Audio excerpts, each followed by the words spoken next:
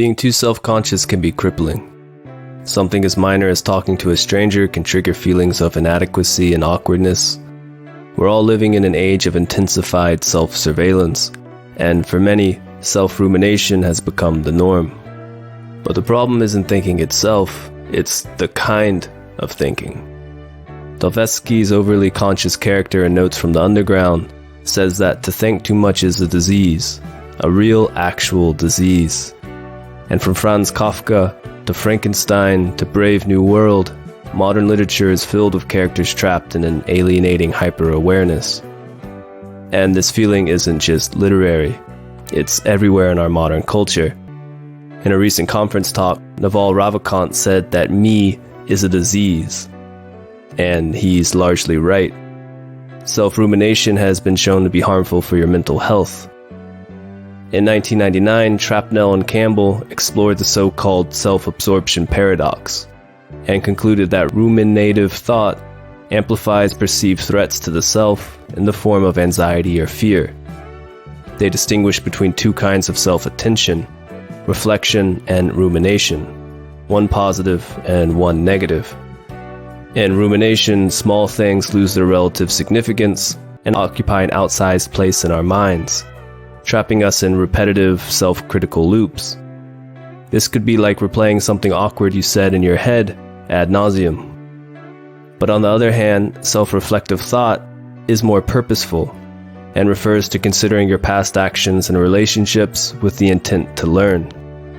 Self-reflective thought has been associated with greater openness to experience, greater relationship satisfaction, less loneliness, and more reciprocal self-disclosure. This is exactly the type of relational growth that significantly changes the quality of our lives for the better.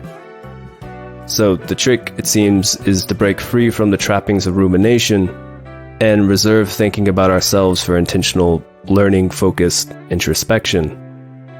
If you made a mistake, then briefly think about what you could learn from this, but then it's best to let it go, which of course is easier to say than do.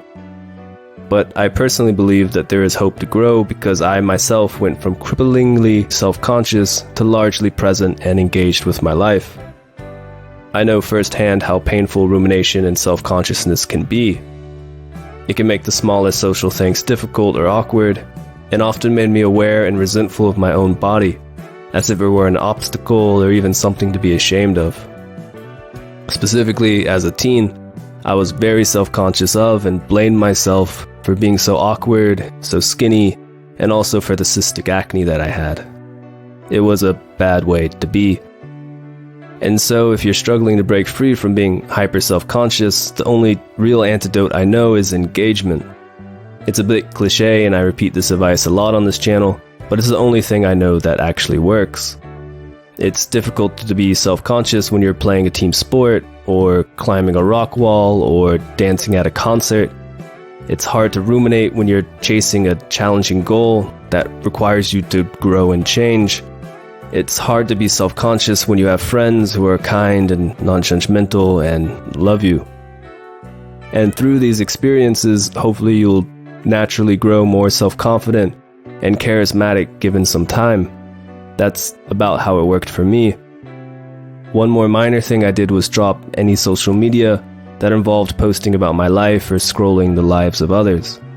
If I catch up with someone, we meet in person, we call, or we message directly.